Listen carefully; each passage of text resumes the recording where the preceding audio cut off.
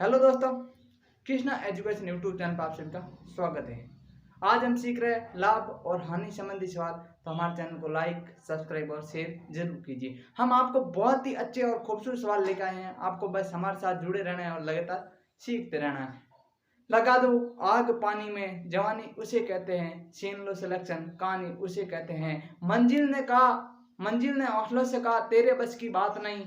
हौसला ने भी आंखों में आंखें डालकर बोला चल जुट्टी तेरी इतनी औकात नहीं। तो आपको बस इस मंजिल को उसकी औकात दिखाना है। तो आपको बस लगातार मेहनत करते रहना है। जिंदा हो तो जिंदगी की नाक में दम कर दो, लगातार सीखते रहो और मेरे साथ जुड़े रहो। मैं आपको ये लाभ होने के जब टॉपिक पूरा हो जाए फिर मुझे कहना सर ये सवाल नहीं आ रहा है। तो आपको बस लगातार मेरे साथ जुड़े रहना है, एक भाई की तरह समझना है, लगातार सीखते रहना है। आपको मैं ऐसा तरीके से सिखा रहा हूं। तो आप शुरुआत करते हैं। जैसे पहला सवाल है, यदि 16 वस्तुओं का विक्रय मूल्य 14 वस्तुओं के विक्रय मूल्य का बराबर हो तो प्रतिशत लाभ या हानि ज्ञात करो।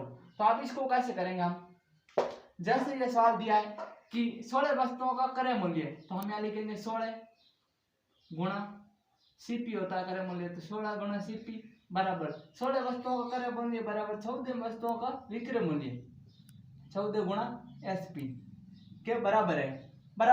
तो हमें लाभ या हानि ज्ञात करनी। तो अब 16 सीपी और 14 एसपी हो गया। अब हम जो ये सीपी है ना, इस सीपी को यहाँ सीपी रहेंगे, ठीक है। पहले यहाँ काट देते हैं, 8 दुआ 16, तो यहाँ हो जाएगा 8, 7 दुआ 14, यानी यहाँ हो जाएंगे 7, ठीक है। अब हो गया। तो अब सीपी यहाँ है, ये एसपी है ना, जो यहाँ आ जाएगा बट्टा में, क्योंकि वहां गुणा में है तो यहाँ पर भाग में आ जाएगा, ठीक है। ये 7 तो वहां है ही और ये 8 है तो यहाँ भाग में चले गए। अब सीपी 7 है, एसपी 8 है, यानी 7 रुपए में वस्तु खरीदा, 8 में बेचा, तो प्रॉफिट कितने का हुआ? 1 का प्रॉफिट हुआ। तो अब 1 का लाभ हुआ। लाभ हमेशा प्रॉफिट परसेंटेज बराबर लाभ हमेशा क्रय मूल्य पर होता है, और क्रय मूल्य कितना है 7, और गुणा परसेंटेज निकालना है तो 100। तो आप 1/7 की फ्रैक्शन वैल्यू याद है, तो 14 से 2/7% ऐसे भी लिख देते हैं, या 100 में आप भाग देके भी आंसर करोगे तो हमारा आंसर आएगा 14 से 2/7%। अब आया कैसे, एक बार और देख लो कि 16 वस्तुओं का क्रय मूल्य बराबर 14 वस्तुओं का विक्रय मूल्य के बराबर है, ठीक है।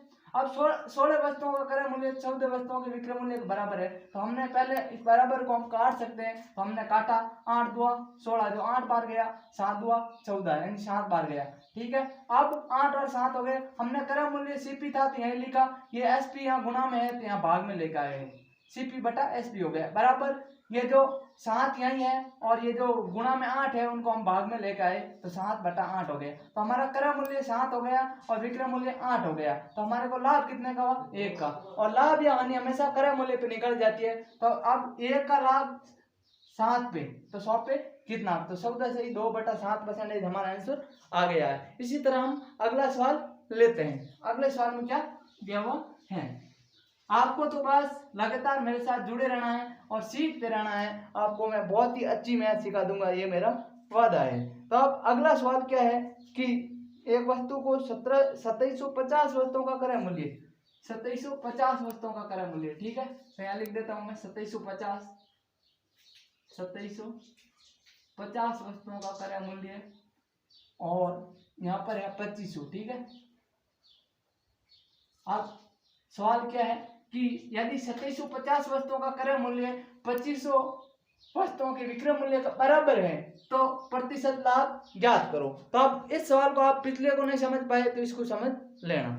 जैसे अब इसका अंदर 2750 वस्तुओं का क्रय मूल्य, तो यहाँ लिखेंगे हम 2750 गुणा सीपी, क्रय मूल्य है तो सीपी लिखेंगे बराबर, ये बोल रहा है बराबर, और 2500 वस्तुओं के विक्रय मूल्य के बराबर है तो गुणा एसपी। विक्रय मूल्य के लिए एसपी होता है और क्रय मूल्य के लिए सीपी होता है, ये आपको मैंने पहले टॉपिक के अंदर बता दिया है, ठीक है। अब 2750 गुणा सीपी बराबर 2500 एसपी हो गया। तो हम इनको काट देते हैं, यहाँ से 0 से 0 कट गया, ठीक है। अब 25 एकम 25 पीछे बचे 2 और 25 एकम 25, यहाँ बचे 11 और यहाँ पर 25 एकम 25 1 और फिर 0 है तो 0, यानी कि 11 और 10 हो गए। तो अब यहाँ पर सीपी का सीपी रहने दूंगा मैं, बट्टा में एसपी कर दूंगा, क्योंकि ये गुना में है तो यहाँ आ जाएगा तो भाग में हो जाएगा, बराबर जो यहाँ 10 यहाँ है तो यहीं रहेगा और बट्टा में ये जो गुणा में है वो यहाँ जाकर भाग में हो जाएगा। तो अब हमारा क्रम मूल्य कितना हुआ 10, विक्रम मूल्य कितना हुआ 11। तो लाभ कितने का हुआ, लाभ 1 का हो रहा ना, 1 का लाभ हो रहा ना, 1 का लाभ किस पे हो रहा, तो प्रॉफिट परसेंटेज बराबर 1 का लाभ हमेशा लाभ और हानि क्रय मूल्य पर होती है, मैं 10 बार कह चुका हूं। तो अब क्रय मूल्य कितना है 10 है, गुणा परसेंटेज निकालना है गुणा 100। अब 0 से 0 कट गया तो हमारा आंसर आया 10%, यही हमारा आंसर है। अब एक बार और देख लेना आप कि 2750 वस्तुओं का क्रय मूल्य बराबर 2500 वस्तुओं के विक्रय मूल्य का बराबर है। तो 2750 गुना सीपी बराबर 2500 गुना एसपी। ठीक है, अब सीपी बटा एसपी, क्योंकि सीपी है ये एसपी है जो वहां पर गुणा में या भाग में आ गया, तो सीपी बटा एसपी हो गया बराबर, यहाँ पर हमको काटा तो यहाँ पर 10 तो थे ही, अब ये 11 है जो इनके भाग में आ जाएगा। अब क्रय मूल्य कितना हो गया 10, विक्रय मूल्य हो गया 11, यानी 10 में वस्तु को खरीदा 11 में बेचा, तो हमारे को 1 का लाभ हुआ। 1 का लाभ हमेशा क्रय मूल्य पर होता है, 1 का लाभ 10 पे तो 100 पे कितना, तो 1 बटा 10 बराबर कितना हो गया हमारा आंसर 10%। इसी तरह हम अगला सवाल ले।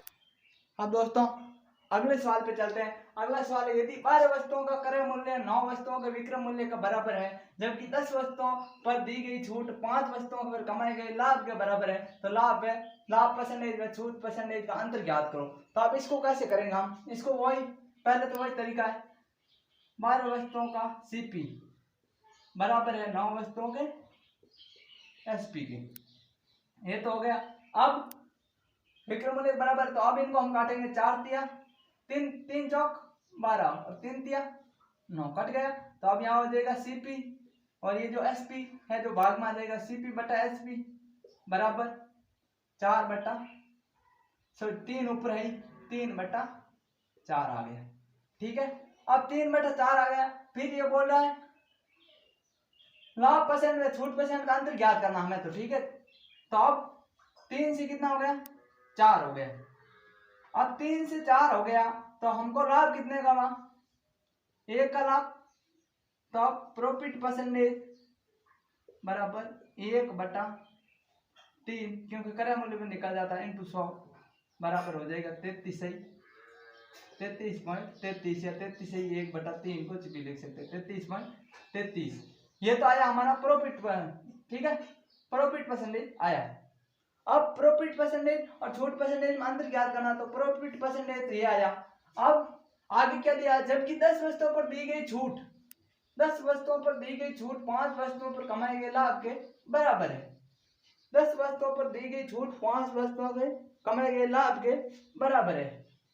ठीक है, तो अब हम सर्वप्रथम इस सवाल को कैसे करेंगे, इसके अंदर हम जैसे सीपी एसपी हम पहले लिख देते हैं, यहाँ पर लिख देता हूं मैं सीपी एसपी और एमपी, क्योंकि मार्क प्राइस सेलिंग प्राइस, क्योंकि मार्क प्राइस पे छूट हमेशा दी जाती है। ठीक है, तो अब हमने हमारे को कितना है सीपी कितना है 3 है, ठीक है, एसपी कितना है 4 है, और हम 10 वस्तुओं पर कमाए गए 10 वस्तुओं पर दी गई छूट ये बोल रहा है, तो हम दी गई छूट को 10 वस्तुओं पर दी गई छूट 5 वस्तुओं के बराबर ये बता रहा है।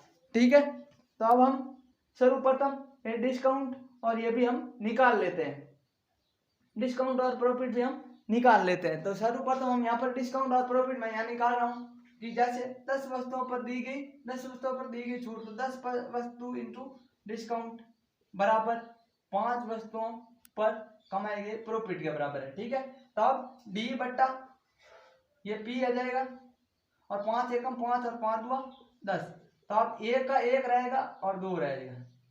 ठीक है, तो हमें हमने डिस्काउंट 1 का दिया, 2 का प्रॉफिट हो रहा है। ठीक है, 2 का प्रॉफिट हो रहा है, तो यहाँ पर 2 का प्रॉफिट हो रहा, पर यहाँ से जब 3 से 4 में बेचे तो हमारा प्रॉफिट कितने का हो रहा है 1 का हो रहा, तो हम यहाँ पर इन 2 का प्रॉफिट हो रहा है, तो हम 2 से इनको गुणा करेंगे तब हमारी संख्या सही आएगी। तो 2 से गुणा करेंगे, तो 2 से आप गुणा करेंगे इसका, तो 2 दुआ 4 दुआ 8 हो जाएगा और 3 दुआ 6 हो जाएगा।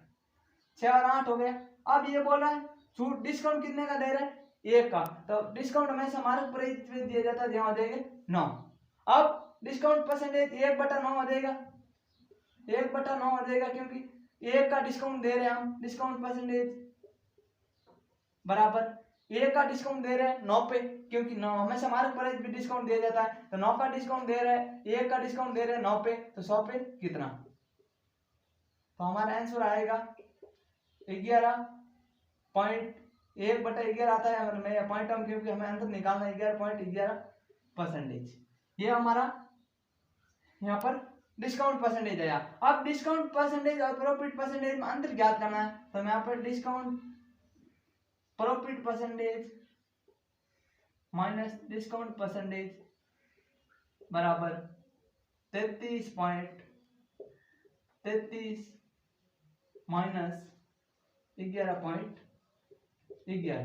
तो हमारा आंसर आएगा 22.22%। यही हमारा आंसर है। अब इसको कैसे किया एक बार आप आराम से समझ लें, जिससे आपको ये समझ में आ जाए। जैसे ये बोल रहा है 12 वस्तुओं का क्रय मूल्य 9 वस्तुओं के विक्रय मूल्य के बराबर है, ठीक है। तो 12 इंटू सीपी 9 इंटू एसपी के अंदर हमने इसको कर दिया है। अब आगे